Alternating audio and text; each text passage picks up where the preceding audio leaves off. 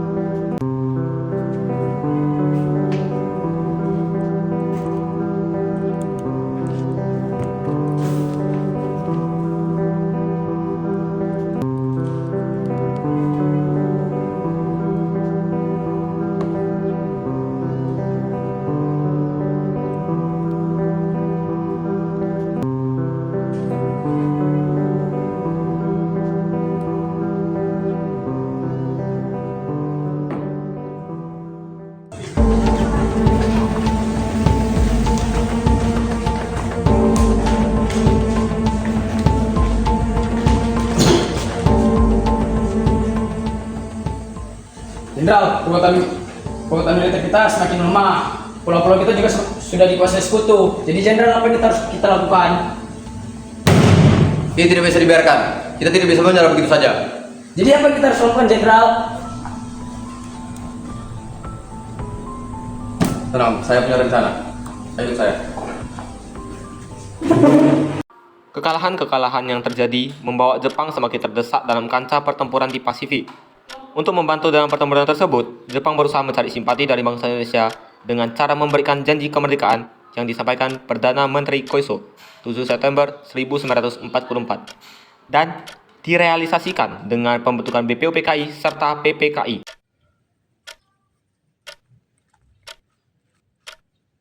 Kami, selaku perwakilan dari Jepang, akan menjanjikan kemerdekaan bagi bangsa Indonesia. Kami berada di pihak kalian. Oleh karena itu, kami mengizinkan kalian untuk membentuk BPUPKI. Nippon Cahaya Asia.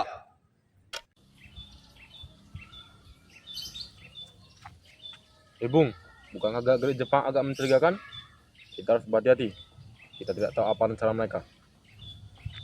Saya menyadarinya, tapi mungkin lihat tindakan mereka karena mereka sedang terdesak oleh sekutu. Dan coba pikirkan Bung Hatta, mungkin ini cara kita untuk mempersiapkan kemerdekaan. Kita ikut saja bermain mereka. Mereka Bung, tetapi kita harus tetap berhati-hati.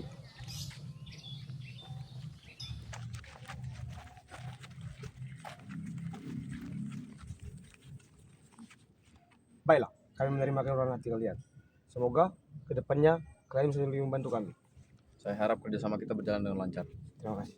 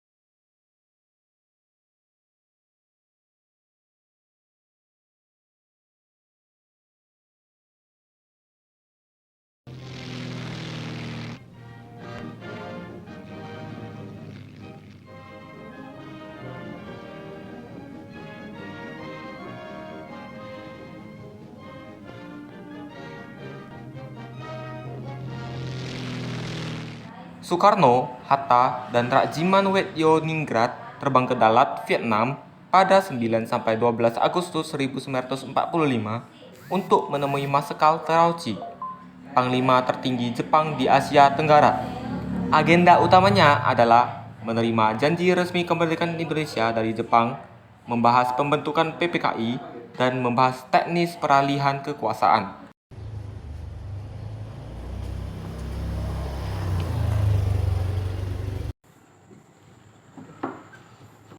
Selamat Soekarno, karena pemerintah pusat telah memutuskan untuk memberikan kemerdekaan kepada Indonesia. Jadi, kapan Jepang akan memberikan kemerdekaan itu kepada kami? Ya, kami akan berjanji memberikan kemerdekaan pada Indonesia pada tanggal 24 Agustus tahun 1945. Kita harus waspada. Ini peluang politik di mana posisi Jepang mulai ke arah perang, Bung. Dan atas dasar apa kalau kami bisa percaya bahwa Jepang akan menepati janjinya dan memberikan kemerdekaan itu kepada kami?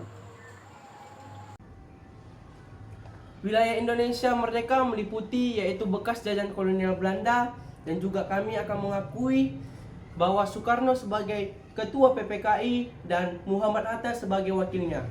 Dan juga kami akan memberikan sepenuhnya pelaksanaan kemerdekaan Indonesia itu kepada PPKI. Baik. Kami berharap kalau Jepang akan menepati janjinya dan memberikan kemerdekaan itu kepada kami. Dan kami ingin mempersiapkan kemerdekaan Indonesia bersama dengan anggota PPKI lainnya. Kami harus selanjut.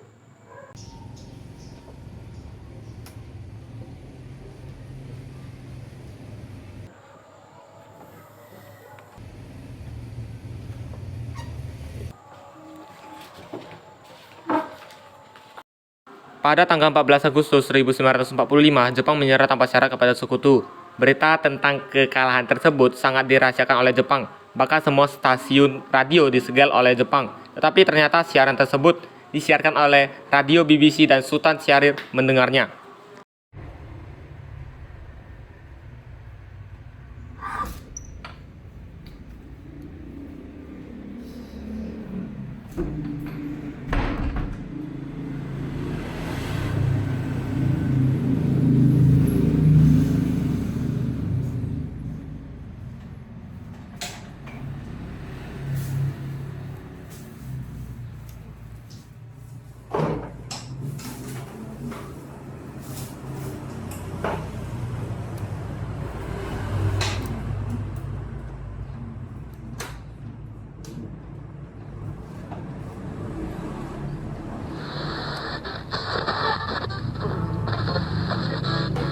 Received this afternoon a message from the Japanese government in reply to the message forwarded to that government by the Secretary of State on August 11th.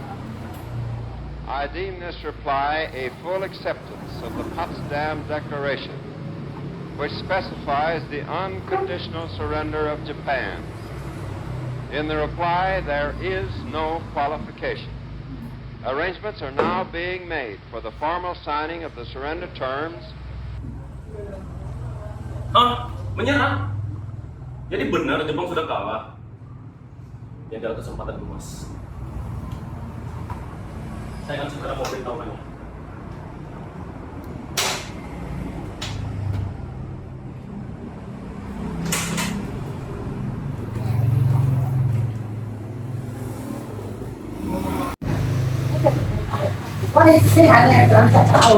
Assalamualaikum.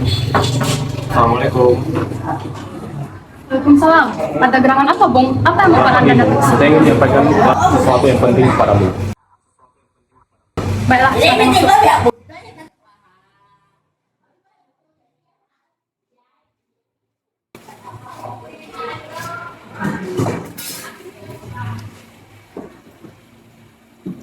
Jadi, apa yang ingin Anda sampaikan?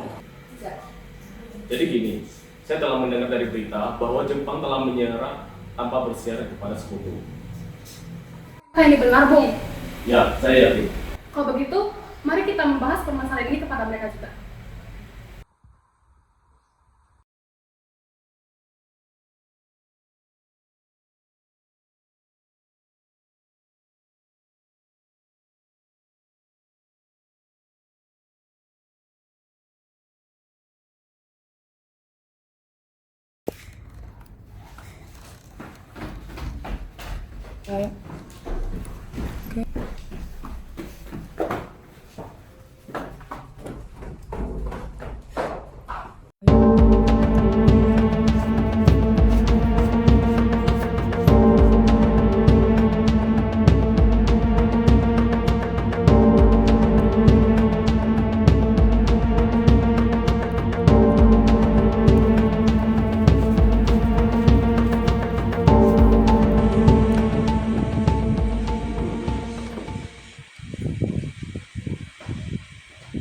Jadi, apa yang akan kita bahas hari ini?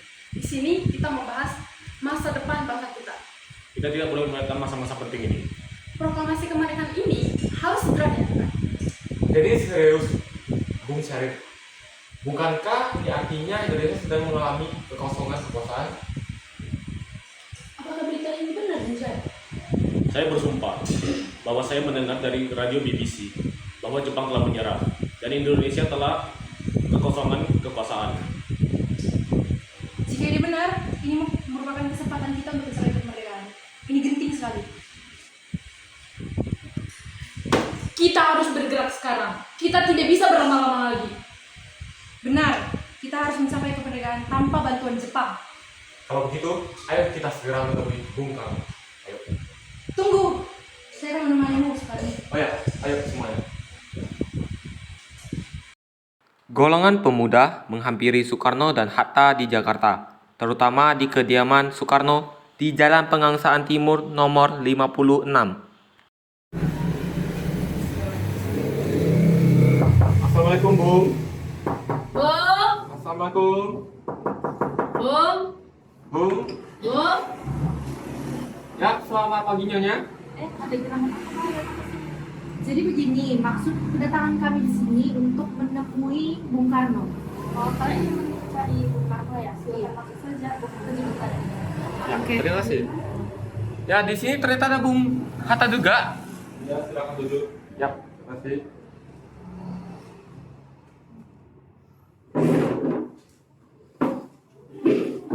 Kalian tunggu saya di sini, saya akan memanggil Bung Karno di dalam. Ya. Baik.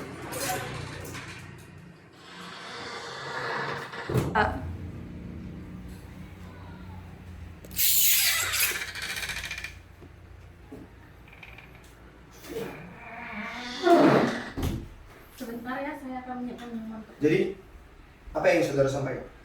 Jadi begini, Bung.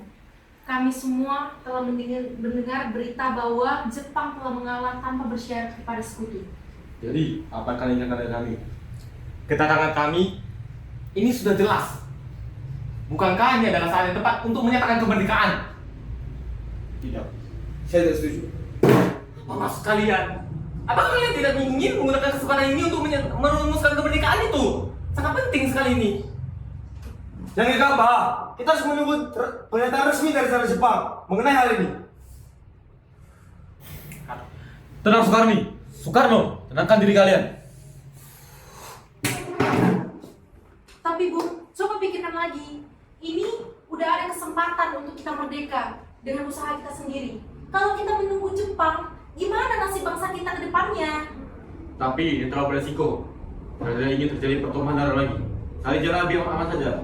Kita itu tidak mau kemerdekaan bangsa kita ada campur tangan bangsa lain. Sabar. Kami sudah mengusahakan kemerdekaan ini. Kami tunggu sampai tanggal 24 Agustus seperti yang telah dijanjikan oleh Kaisar Koiso kepada kita. Dan karena saya juga adalah ketua dari PPKI, saya juga harus berunding dengan anggota-anggota agar mendapat suatu keputusan yang baik untuk kemerdekaan ini. Jika itu mau, kami tidak bisa menerimanya. Karena kemerdekaan adalah hak segala bangsa. Kami akan mengusahakan kemerdekaan itu. Kami tidak bisa berkompromi denganmu lagi, Bung. Ayo pergi, Bung. Jika Bung Karno tidak mengumumkan kemerdekaan malam ini juga, besok pasti akan terjadi pertumpahan darah dan pembunuhan besar-besaran. Saya mau ke sana, ini leherku. Saya kan mau sekarang, tidak perlu menunggu besok. Ah, sudahlah, kita pergi saja. Kita bisa begitu sekarang.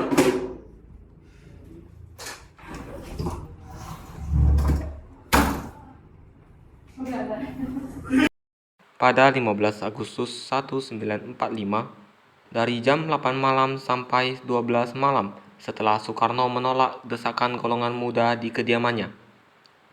Mereka mengadakan rapat mengenai cara mendesak Soekarno-Hatta agar memproklamasikan kemerdekaan tanpa keterlibatan Jepang dan cara mengamankan Soekarno-Hatta di Rengas Dengklok.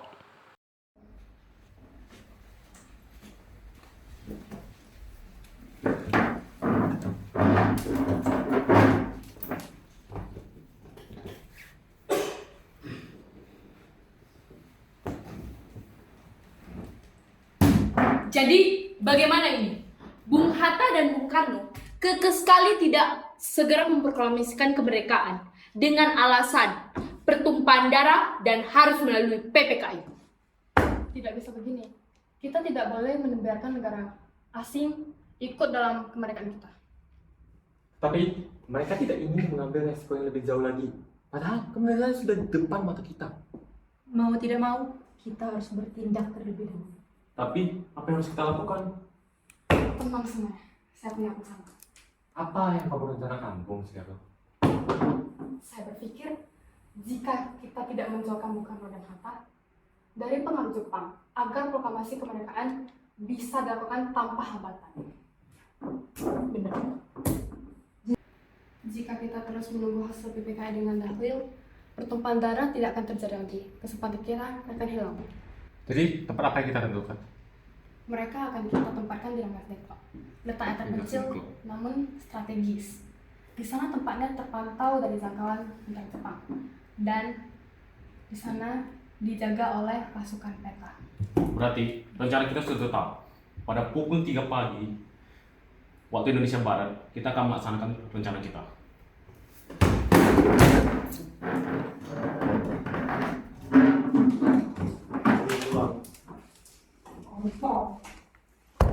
Golongan muda mendatangi rumah Soekarno dan Hatta secara terpisah dengan alasan situasi Jakarta sudah tidak aman karena akan ada pemberontakan massal. Mereka meyakinkan dengan sedikit memaksa kedua tokoh tersebut untuk ikut ke Rengas Dengklok demi keselamatan mereka.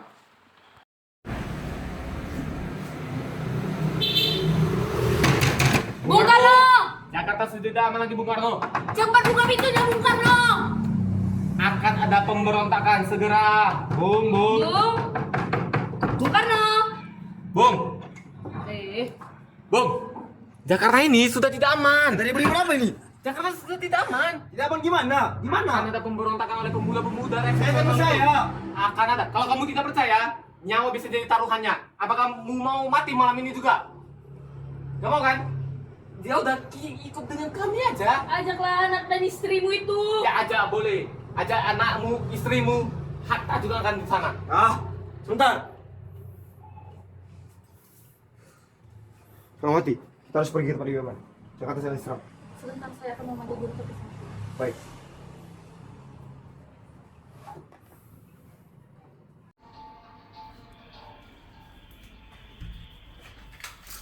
Permisi, Bung Hatta. Mohon buka pintunya, Bung Hatta. Bung Hatta, apakah ada orang di dalam? Bung Hatta, mohon buka pintunya. Ada apa di sini? Bung Hatta, kita harus segera pergi dari sini. Keadaan di Jakarta sudah tidak aman lagi dan akan ada pemberontakan yang terjadi. Ayo ikut saya. Tidak. Saya akan pergi jika ada Soekarno dan keluarga di sana. Baiklah, saya akan menjamin bahwa Soekarno akan ada di sana bersama dengan keluarganya. Ayolah, ayo ikut saya.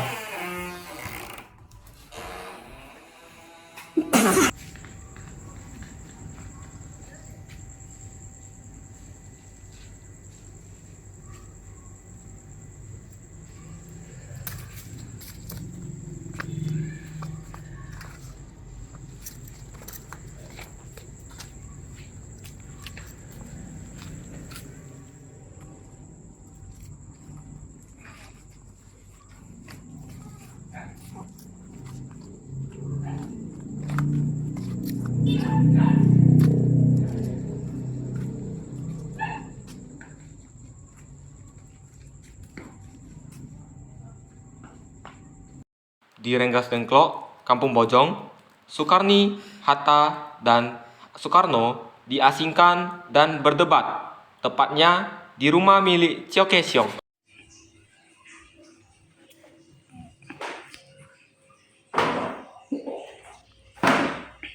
Jangan Bung.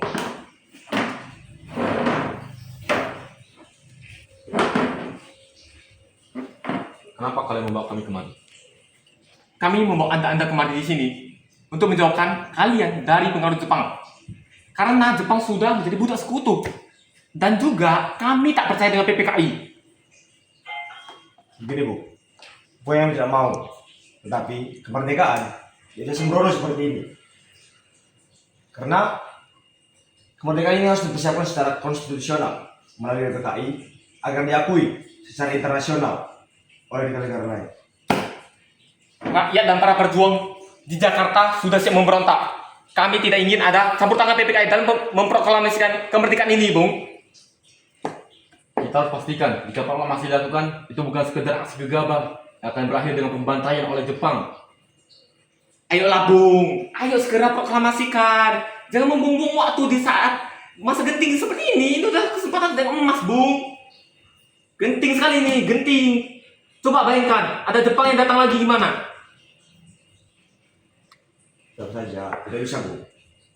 Kemerdekaan tetap harus dilakukan di Jakarta agar diakui secara internasional oleh negara lain.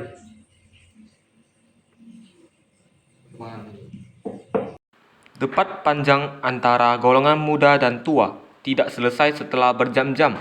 Akhirnya, Yusuf Kunto menjemput Ahmad Subarjo di Jakarta dan mengantarkannya ke Rengas Dengklok untuk melakukan negosiasi pembebasan Soekarno-Hatta. Sudah Bu, proklamasi harus siapkan secara matang, tidak usah terburu-buru. Dan kami kembali ke Jakarta. Kami tidak bisa percaya dengan janji-janji lisan, Bung. Kalau Anda sekalian dibawa kembali ke Jakarta, bagaimana nanti kalian dipengaruhi, ditekan oleh Jepang dan sekutu? Bagaimana itu? Sudahlah.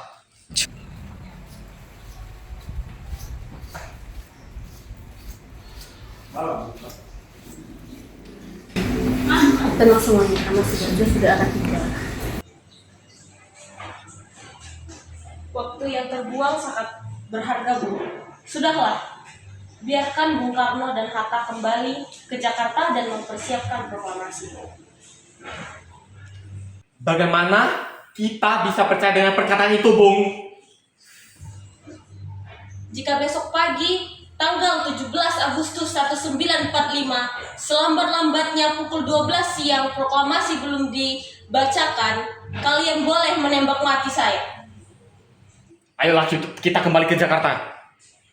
Mereka pun kembali ke Jakarta untuk mempersiapkan kemerdekaan termasuk naskah proklamasi dan sebagainya.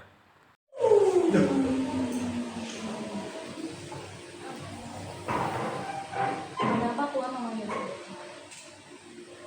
Di sini saya akan menentukan siapa yang akan membuat naskah proklamasi, yang mengetik, dan siapa yang akan menjadi bendera merah putih.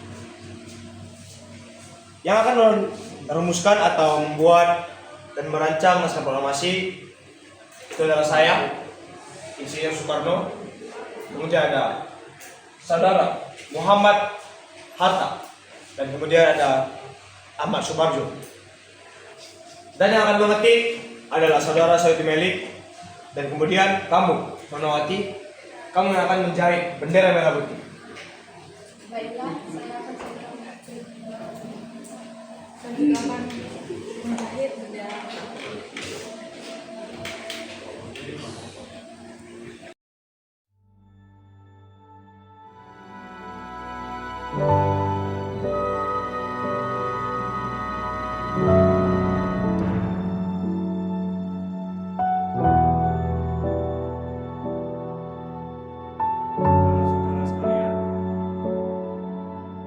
Saya telah meminta saudara-saudara hadir di sini untuk menyaksikan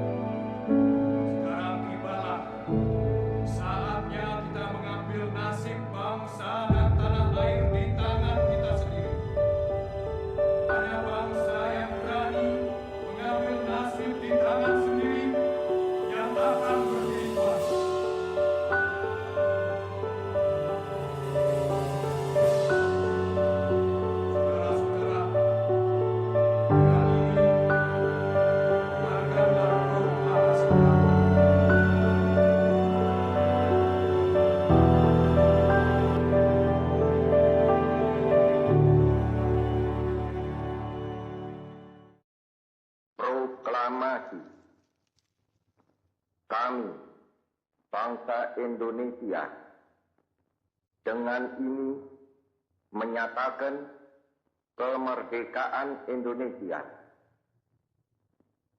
Hal-hal yang mengenai pemindahan kekuasaan dan lain-lain diselenggarakan dengan cara saksama dan dalam tempo yang sesingkat-singkatnya.